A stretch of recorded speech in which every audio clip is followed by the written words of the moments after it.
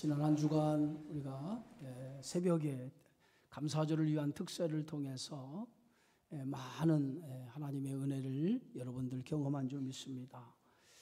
그 가운데 매일 하루에 3가지 이상 우리가 감사의 내용을 우리 일기에 써보자라고 했는데, 여러분 어떻게 그 매일 3가지 이상 감사를 한번 써보셨습니까?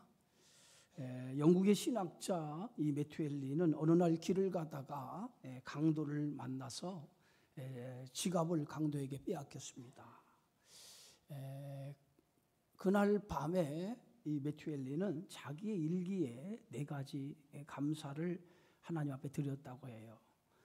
첫 번째는 지금까지 내가 도둑을 맞지 아니하는 것을 감사한다 했고요. 2번째는 그가 내 생명을 빼앗지 아니하고 지갑만 가져가게 된 것을 감사한다.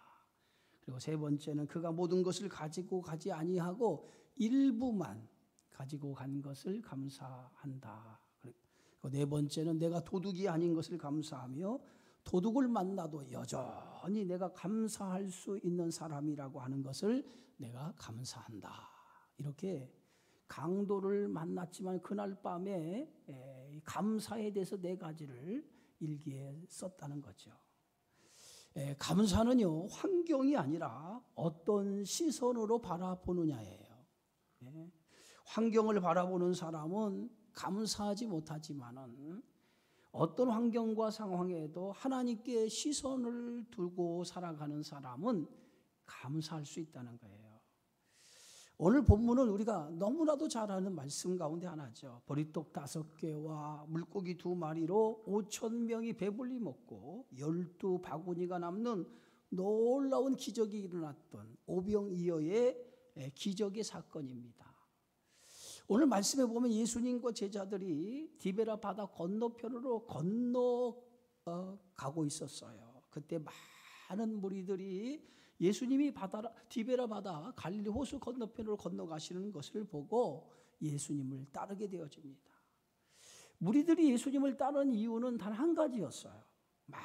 많은 병자들을 고치는 그 이적을 보고 무리들은 예수님을 따르게 되어졌던 것을 봅니다. 이제 많은 무리들이 예수님이 따르게 되어지자 예수님은 제자들과 함께 산에 오르시고 그리고 함께 제자들과 앉으셨어요. 그런데 이때가 어느 때냐? 6월절을 이제 며칠 앞두고 있는 그러한 때였던 것을 봅니다. 이제 많은 무리가 예수님께 오는 것을 보고 예수님께서 제자 중 하나인 빌립에게 이렇게 말씀합니다. 이렇게 많은 사람들이 여기 모였는데 우리가 어디서 떡을 사서 이 많은 무리들을 먹일 수 있겠느냐라고 제자 중 하나인 빌립에게 그렇게 물었던 거예요. 그런데 오늘 성경에 보니까 예수님이 이 빌립에게 그렇게 물었던 이유 중에 하나가 빌립을 시험하고자 했다, 그렇게 기록하고 있어요. 빌립은 예수님의 질문을 받고 나서 그 예수님 앞에 이렇게 대답해요. 각 사람이, 여기에 있는 모인 사람이 조금씩만 이 사람들에게 줘도 200데나리온이라고 하는 그러한 돈이 필요합니다.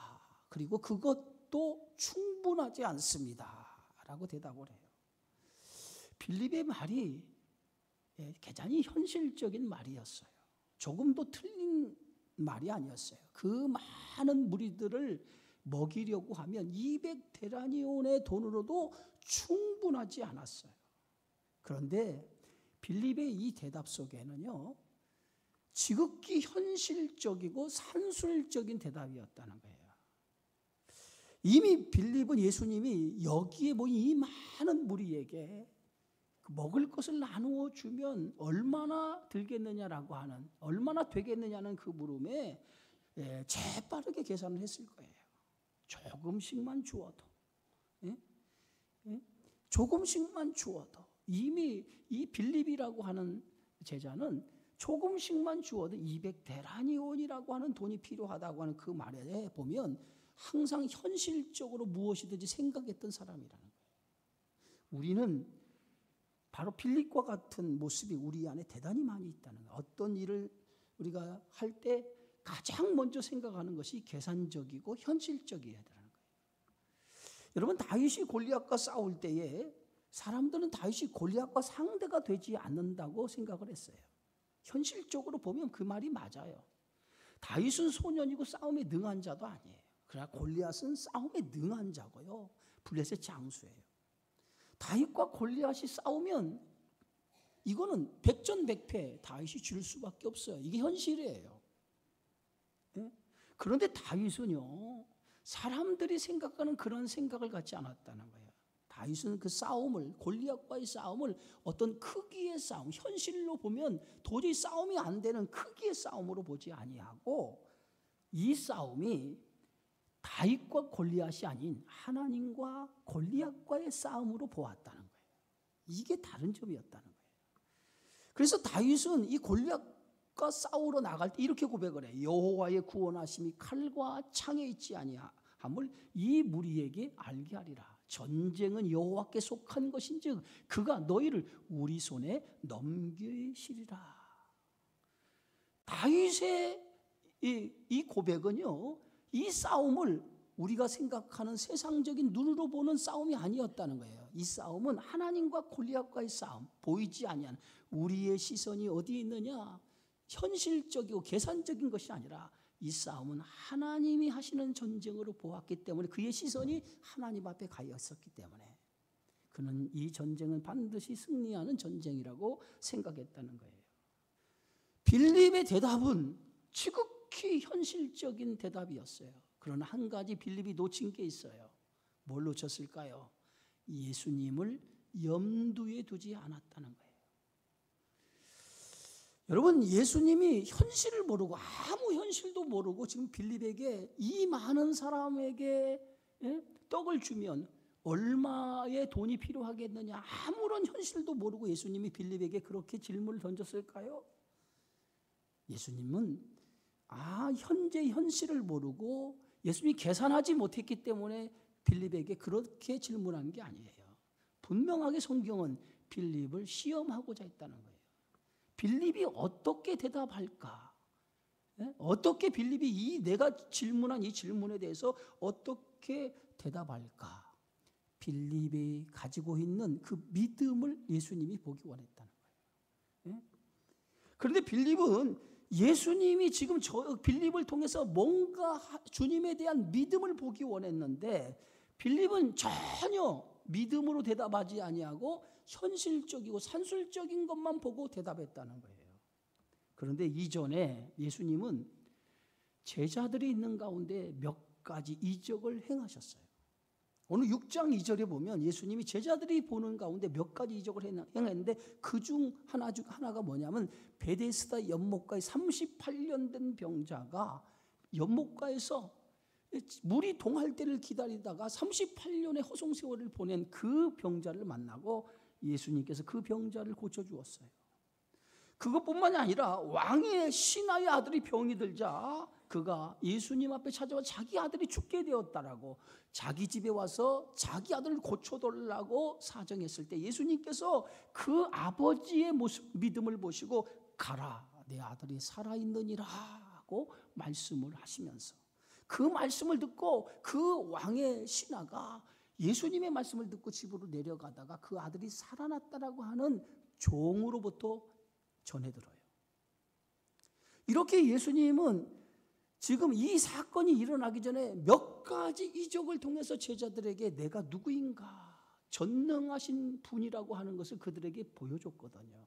그래서 수많은 무리들이 예수님의 이적을 보기 위해서 디베라 바다 건너편까지 따라온 거예요. 그런데 빌립은 지금 예수님이 그런 이적을 보였으면서도 현실적인 대답을 통해서 예수님에 대한 믿음을 갖지 못했다는 거예요. 만약에 빌립이 예수님에 대한 믿음을 가지고 있었다면 계산적인 대답보다는 주님은 할 수 있습니다라고 이렇게 대답했을 것 같아요. 믿음이 뭐예요? 믿음은 현실을 뛰어넘는 게 믿음이에요. 불가능을 가능하게 했던 것이 믿음이에요. 성경은 우리에게 뭘 얘기합니까? 믿음을 통해서 불가능을 가능케 한 많은 사건들을 우리에게 말씀하고 있는 거예요. 열왕기하 4장에 보니까 선지자의 생도의 아내가 엘리사를 찾아왔어요. 그러면서 뭐라고 얘기하냐면 남편은 죽고 생활고 때문에 빚을 졌는데 그 빚을 갚을 수가 없어서 내 두 아들이 종으로 팔려갈 수밖에 없습니다 라고 하소연을 해요. 그때 그 엘리사가 그 선지자 생도의 하소연을 듣고 내가 너를 위해 무엇을 해주면 좋겠느냐라고 물어요. 그러면서 내 집에 있는 것이 무엇이냐라고 묻습니다. 그랬더니 이 생도의 아내가 우리 집에는 아무것도 없고 기름 한 그릇 외에 아무것도 없습니다. 오직 있는 것이라고 하는 것은 기름 한 그릇밖에 없습니다 라고 그렇게 대답을 해요. 그랬더니 엘리사가 그 얘기를 가만히 듣더니 그 생도의 아내에게 너는 가서 이웃에게 빈 그릇을 빌려와라. 그런데 조금 빌리지 말고 그릇을 빌려와라 하고 그 선지자 생도에게 말하죠. 자, 선지자 생도는 엘리사의 말을 듣고 엘리사가 시키는 대로 그릇을 빌려오기 시작을 했어요. 자, 그릇을 다 빌려오니까 엘리사가 그 생도의 아내에게 이 문을 방에 들어가 문을 닫고 한 병의 기름을 가지고 그 빌려온 모든 그릇에 기름을 부으라고 말하죠. 그래서 생도의 아내는 문을 닫고 두 아들과 함께 빌려온 그릇에서 한 병의 기름을 그 빌려온 그릇에 기름을 붓기 시작을 해요. 그래 놀라운 일이 일어났어요. 그릇마다 기름이 다 채워진 거예요. 그런데 그릇마다 기름이 다 채워지자 기름이 딱 그치고 말았어요. 응? 생도의 아내가 엘리사에게 그릇마다 기름이 다 채워졌습니다 라고 얘기하니까 엘리사가 그것을 팔아 빚을 갚고 남은 것을 가지고 두 아들과 함께 생활하라고 얘기합니다. 엘리사가 이 생도의 아내에게 뭐라고 얘기하죠? 그릇을 빌려오는데 조금 빌지 말라. 이 말은 너의 믿음을 보이라는 거예요. 너의 믿음을 보여라. 너의 믿음을 보여라. 생도의 아내는 믿음대로 그릇을 빌려온 거예요. 그릇을 자기 믿음대로 그릇을 빌려. 이웃에게 가서 그릇을 빌려오는데 그릇을 어느 정도 빌려오는지 이 사람의 믿음에 딸려 있다는 거예요. 조금 빌려오든지 많이 빌려오든지 믿음에 딸려 있다는. 그런데 분명히 엘리사는 뭐예요? 조금 빌려오지 말고 그랬어요. 믿음의 분량에 따라서 그릇을 빌려왔다는 거예요. 그런데 놀라운 것은 그 믿음의 분량만큼 그릇에 기름이 채워졌다는 거예요. 기적이라고 하는 것은 그냥 일어나는 게 아니라 믿음의 분량만큼 채워진다는 거예요. 빌립의 대답은 믿음의 대답이 아니에요. 믿음의 대답이 아니에요. 지극히 현실적이고 계산적인 대답이었어요. 그것이 빌립의 대답이에요. 그런데 여기서 예수님이 빌립에게 이 많은 사람들을 먹이려고 하면 얼마의 양식이 필요하냐고 물었을 때 그 옆에서 그 얘기를 함께 들었던 제자가 있어요. 그게 누구냐면 안드레라고 하는 제자예요. 그 안드레는 예수님께 이렇게 말합니다. 오늘 9절의 말씀에 보니까 여기 한 아이가 있습니다. 그런데 보리떡 5개와 물고기 2마리를 가지고 있는데 그것이 이 많은 사람에게 얼마나 되겠습니까? 라고 안드레가 예수님 앞에 이렇게 대답을 하는 거예요. 똑같이 예수님 말씀을 들었는데 안드레는 예수님의 말씀을 듣고 여기 한 아이가 있었다는 거예요. 근데 그 아이에게 보리떡 5개, 물고기 2마리를 가지고 있었다는 거예요. 그러나 이것이 이 많은 사람의 먹이기에는 턱없이 부족하다는 거예요. 그런데 이 안드레의 대답은 적어도 빌립의 대답과는 달라요. 빌립은 200데나리온의 돈이 있어야 됩니다라고 얘기했지만은 안드레는 그 말씀을 듣고 보리떡 5개, 물고기 2마리 있는 어린아이 양식을 가져다가 예수님 앞에 드렸다는 거예요. 턱없이 부족하지만은 이것 가지고 얼마나 되겠습니까? 많은 주님 앞에 드렸다는 거예요.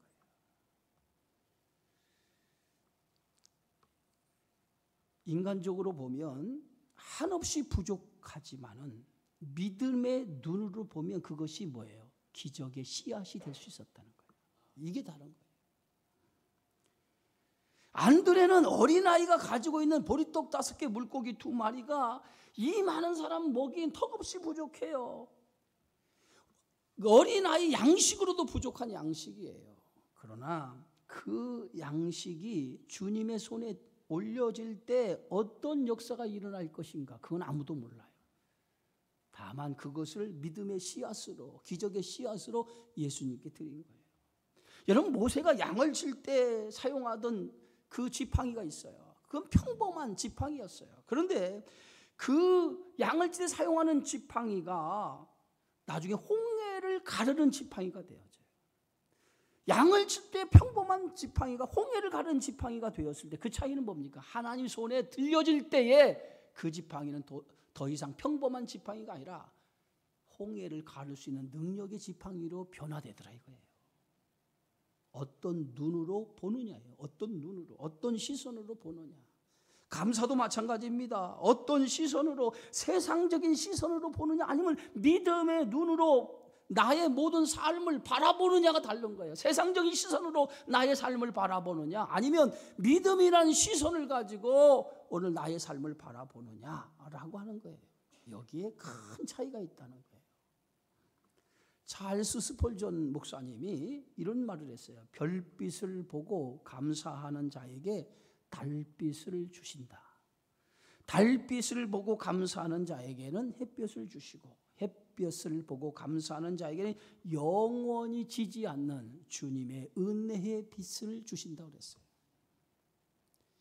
사소한 것에 감사하는 사람에게 더 큰 감사를 주신다는 거예요, 여러분. 그래서 어떤 상황에서 어떤 시선으로 바라보느냐에 따라서 감사할 수 있고 불평할 수 있다는 거예요. 근데 안드레는 보리떡 5개, 물고기 2마리, 이것을 보면서 어린아이 한 끼 양식에 불과하지만은 이것을 기적의 씨앗으로 보았다는 거예요. 그것이 오늘 안드레가 본 거예요. 그런데 더 중요한 게 있어요. 이 보리떡 5개와 물고기 2마리를 어린아이가, 안드레가 요구하니까 내어주었다는 거예요. 내어줬다는 거예요. 예? 어찌 보면 이 어린아이에게 이 보리떡 5개, 물고기 2마리는 이 어린아이에게 한 끼 양식인과 동시에 전부였어요. 가진 것의 전부였어요. 그런데 가진 것의 전부를 오늘 안드레가 요구하니까 그것을 내어주었다는 거예요. 여기에서 기적의 역사가 시작이 되었다는 거예요. 여러분, 추수감사주일은 1년 중에 가장 큰 절기 가운데 하나예요. 가장 큰 절기입니다. 근데 이 감사절을 보내는 자세는 보통 때와 달라야 돼요. 예배에 임하는 자세도 달라야 되고요, 우리가 하나님 앞에 드리는 헌금도 달라야 돼요. 그런데 아직 많은 성도들이 이 추수감사절의 참된 의미를 모르고 그냥 감사절을 지내는 성도들이 대다수라는 거예요. 추수감사주일은요, 한 해의 결실을 하나님 앞에 드리는 절기입니다. 한 해 동안 지켜주시고 인도해 주신 하나님 앞에 내가 드릴 수 있는 최고의 감사를 믿음으로 표현하여 드리는 절기가 이 추수감사절이라는 거예요. 응? 여러분, 우리는 지금 현대인들은 우리가 도시에 살게 농사를 짓지 않지만 시골 교회는 이 추수감사는 대단한 축제였어요. 한 해의 농사를 다 마치고 이제 그것을 이제 하나님께 감사하여 드리는 절기로 추수감사를 드리기 때문에 이 추수감사절을 통해서 이 시골 교회는 1년 그 교회 예산의 3분의 2가 감사절의 헌금을 통해서 재정에 충당이 되어지는 거예요. 그만큼 중요한 절기가 이 추수감사주일이에요. 그런데 여러분의 마음속에 추수감사절을 어떤 마음으로 드리는지 모르겠어요.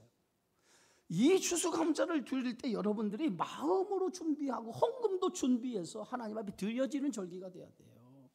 보통 때와는 다른 그러한 큰 절기로 하나님 앞에 드리는 예배가 되어져야 된다는 거예요. 어린아이가 자기의 전부를 하나님, 그 안드레에게 드렸던 것처럼 그런 믿음이 있을 때 기적의 역사가 일어났다는 거예요. 아프리카 선교사였던 데이비드 리빙스턴의 일화입니다.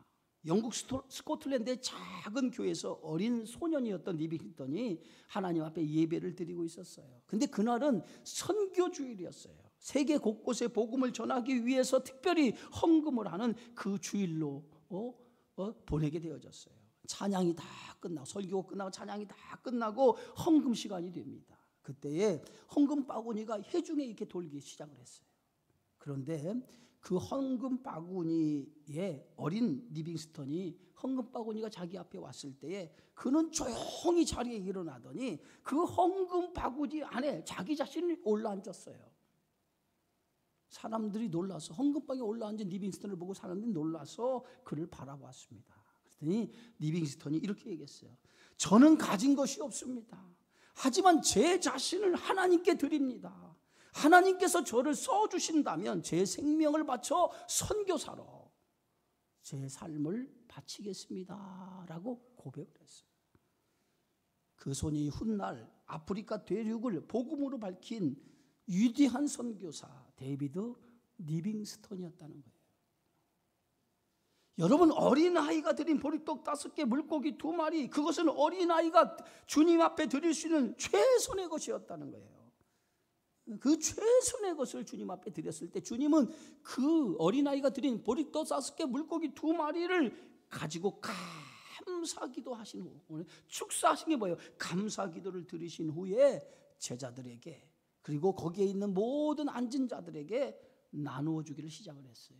근데 오늘 성경에 보니까 그곳에 모인 수가 몇 명입니까? 5,000명쯤 되더라고 그랬어요. 여러분, 5,000명이라고 하는 이 숫자는 어린아이, 노인, 그리고 뭡니까? 여자 숫자를 뺀 남자들만 센 숫자였어요.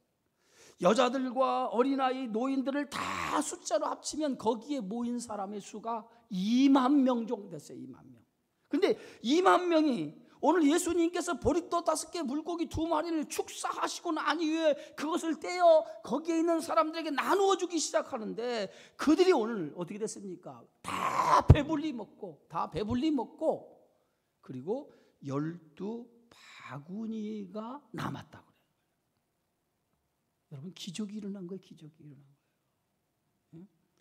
거기 있는 사람이 조금씩만 먹어도 200데나리온의 돈이 필요합니다라고 했던 것인데 모두가 다 배불리 먹고 12바구니가 남았다는 거예요.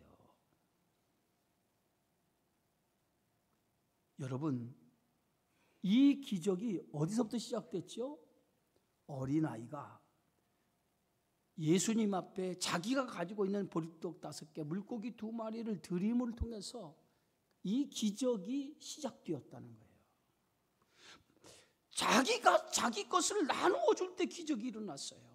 만약에 여러분, 이 어린아이가 자기만의 양식이라고 고집해서 이 보리떡 5개, 물고기 2마리를 오늘 내어놓지 않았다면 기적이 일어났을까요?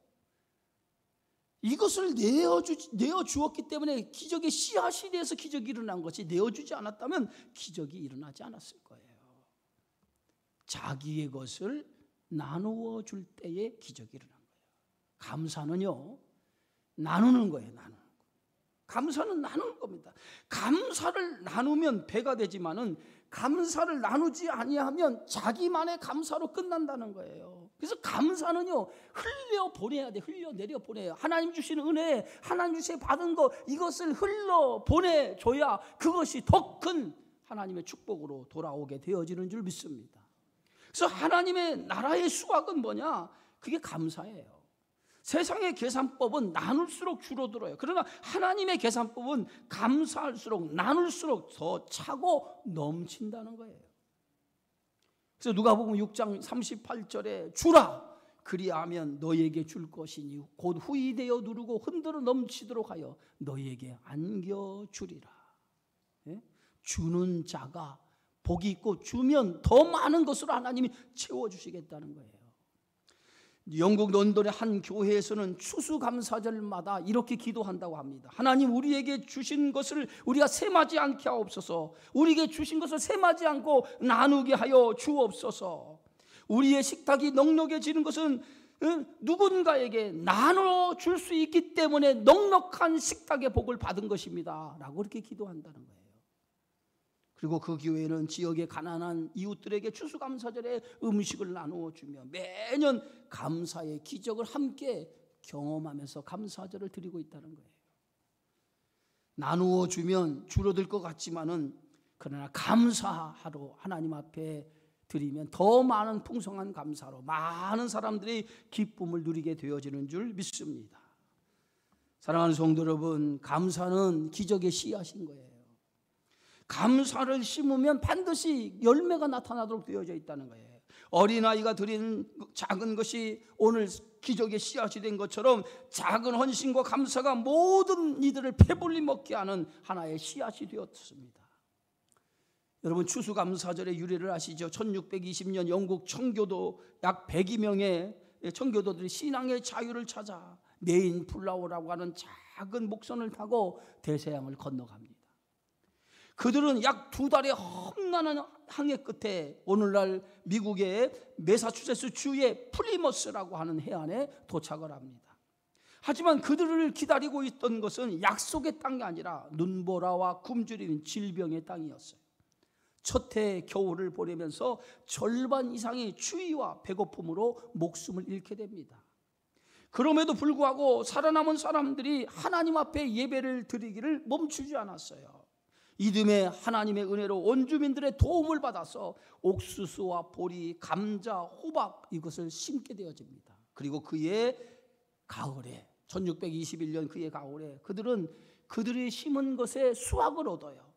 그 수확을 얻고 난 다음에 처음으로 하나님 앞에 예배를 드립니다. 그런데 어떤 예배입니까? 예? 우리에게 이 추위와 이 배고픔에서 이 씨를 하나님 심어서 결실 얻게 된 것을 감사하며 하나님 앞에 감사 예배를 드린 거예요. 그리고 감사 예배만 드린 것이 아니라 세일럼 근처에 살던 원주민 추장 마하소닉과 그의 부족들을 초청해서 함께 음식을 나누면서 3일 동안 하나님 주신 것을 가지고 감사의 축제를 열게 되어진 거예요. 그것이 오늘 추수감사절의 유래가 된 겁니다. 나누어 주면서 그 감사절을 보냈던 거예요. 여러분, 추수감사절은 단순한 절기가 아니에요. 한 해 동안 지켜주시고 인도해 주신 하나님의 은혜를 기억하면서 내가 드릴 수 있는 최고의 감사로 하나님께 영광을 돌리는 절기가 이 감사절입니다. 그런 마음, 그런 믿음이 여러분에게 있어야 돼요. 어린아이가 자기가 가지고 있던 보리떡 5개, 물고기 2마리를 가지고 주님께 최선을 다했던 것처럼 그런 믿음으로 드려지는 감사절이 될 때 그 감사가 여러분의 삶에 풍성한 열매로 하나님 축복으로 돌아오게 해 주시리라 믿습니다. 그런 믿음으로 드려지는 감사의 기적이 일어나는 그런 감사절이 되어지기를 주의 이름으로 축원합니다. 기도합니다. 하나님 아버지 고맙습니다. 감사절을 앞두고 오늘 어린